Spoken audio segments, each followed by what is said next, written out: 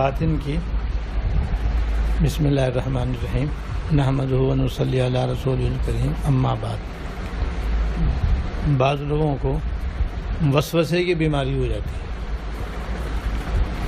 اور اس کو اللہ تعالیٰ کی شان میں برے برے خیالات اور وسوسے آنے لگتے ہیں. کبھی حضور کی شان میں برے برے خیالات اور وسوسے آنے لگتے ہیں. کبھی کسی کو یہ وسوسہ آنے لگتا ہے کہ پتہ نہیں مرنے کے بعد ہم دوبارہ زندہ ہوں گے یا نہیں ہوں گے. ایسے خیالات اور وسوسے آدمی کو آنے لگتے ہیں. اور کسی کو وضو ٹوٹنے کا وسوسہ لگ جاتا ہے کہ ادھر وضو کیا پھر دوبارہ خیال آ گیا کہ وضو تو ٹوٹ گیا پھر دوبارہ کر رہا ہے. کسی کو نماز میں خیال آ جاتا ہے, وسوسہ آ جاتا ہے کہ میں تو نمازی نہیں ہوئی. ایسے وسوسے بعض لوگوں کو بہت آتے ہیں اور لوگ بڑے اس کی وجہ سے پریشان ہوتے ہیں. اور لوگوں نے اپنے ذہن سے اس کو بہت ہی مشکل مسئلہ بنا رکھا ہے, حالانکہ یہ بالکل بے حقیقت ہے. وجہ یہ کہ یہ جو مریض ہے یہ اس کے کسی عمل کا اس میں کوئی دخل نہیں ہے. شیطان اس کے دل میں یہ خیالات ڈالتا ہے اور یہ سمجھتا ہے میرے, اس لیے پریشان ہوتا ہے. تو اس لیے پہلے نمبر پہ تو آدمی ایسا یہ سمجھے کہ بھئی یہ میرے خیالات نہیں ہیں, یہ شیطان مجھے پریشان کرنے کے لیے ایسے خیالات اور وسوسے ڈال رہا ہے. اور اس کی بہترین مثال ایسی ہے کہ شیشے کے اوپر مکھی بیٹھی ہوگی تو کہاں نظر آئے گی؟ اندر نظر آئے گی نہیں آئے گی؟ آپ بھی شیشے کے سامنے کھڑے ہو گے تو باہر کھڑے ہو اندر نظر آئیں گے آپ کھڑے ہوئے بالکل پورے کے پورے.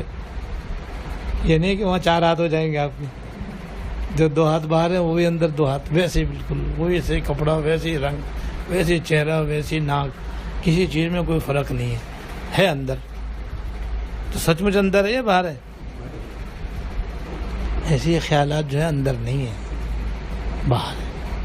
لگ رہے ہیں کہ اندر ہے, جیسے شیشے میں نظر آتا ہے کہ اندر ہے. تو سب سے پہلے یہ سمجھے کہ یہ شیطانی خیالات ہیں اور وہی بک رہا ہے. اور مجھے ایسا لگ رہا ہے جیسے میں بک رہا ہوں, کیونکہ میرے منہ سے نکل رہے ہیں اور میرے دماغ میں آ رہے ہیں, تو وہ دماغ شیشے کی طرح ہے. اور جب تمہارے نہیں ہیں شیطان کے تو پھر کہیں گا گھبرانا, پھر کہیں گا پریشان ہونا. ایک نہیں 10 دفعہ ہیں, 10 دفعہ نہیں 100 دفعہ ہیں, آنے دو. آپ کے تو ہیں نہیں نا. ارے بھائی اگر کوئی 2 پرندے پنجرے کے اندر بند ہیں اور آپ کو گالیاں بک رہے ہیں تو آپ کو یہ میں تو بڑا گندا آدمی ہوں, طوطے بھی مجھے گالی دے رہے ہیں. عقل مندی بے وقوفی. نہ اس کی تعریف سے آدمی کو پھولنا چاہیے, نہ اس کی گالی بکنے سے آدمی کو برا محسوس ہونا چاہیے. ایسی شیطان کے ان خیالات بکنے سے کیا ہوتا؟ کچھ بھی نہیں ہوتا. ایک تو یہ سوچ. دوسرے یہ سوچے کہ اللہ تعالیٰ نے حضور کی امت کے لیے یہ سب معاف کر دیے. اب کیا رہ گیا؟ معاف کر دیا, پہلے ہی معاف کر دیا. نمبر 3, اس سے نہ ایمان میں خلل آتا ہے نہ عمل میں خلل آتا ہے. نماز میں آیا تو نماز میں کوئی کمی نہیں, ذکر میں آیا تو ذکر میں کوئی خلل نہیں آتا, دعا کرو تو اس میں ان سے کچھ نہیں ہوتا. جب کچھ نہیں ہوتا تو اب کہیں گے پریشان ہونا. کوئی کچھ نہیں رہا, معاف بھی ہیں اور کچھ ہو بھی نہیں رہا. نہ ایمان میں کوئی کمی آ رہی ہے نہ عمل میں کوئی خلل آ رہا ہے, کچھ بھی نہیں ہو رہا.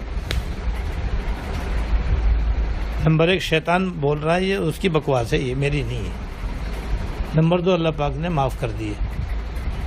نمبر 3 ایمان اور عمل میں اس سے کوئی خلل نہیں آتا.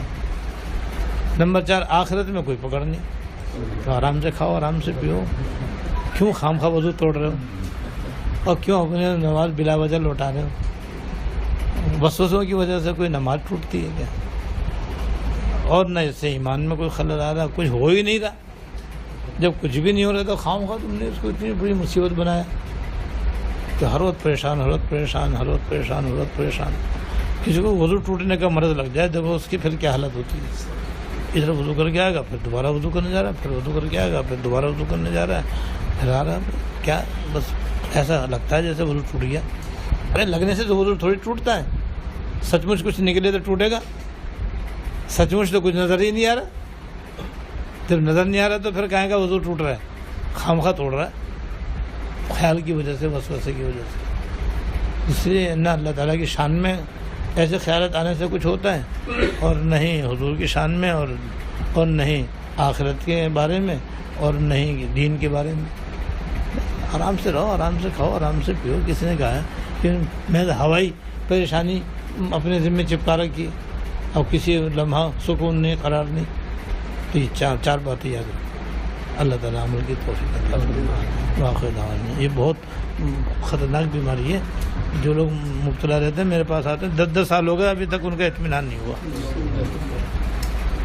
10 سال ہو گئے پوچھتے یہ وہم ہوتا ہے بھائی یہ چیزیں اس سے ناپاکی، میرے کپڑے ناپاک ہو گئے، میرے ہاتھ ناپاک ہو گئے، میرے برتن ناپاک ہو گئے، میرا کچن ناپاک ہو گیا، میرا فرش ناپاک ہو رہا، سارے گھر کی ٹنکی دو کے ختم۔ اور میں کہہ رہا ہوں بھائی بالکل پاک، 2 دن تو پاک سمجھا، پھر وہی ناپاک، اب وہ سب چیز ناپاک نظر آ رہی ہے، گھر والے پریشان، خود اپنی زندگی سے بیزار۔ یہ ایسی مصیبت ہے، یہ اللہ نے اپنے فضل سے ہمیں بچا رکھا، اس لیے بتایا کہ بھائی کہ خدا نہ خواستہ کبھی اس کا خیال آنے لگے نا تو 4 باتیں یاد کر لینا۔ اللہ تعالیٰ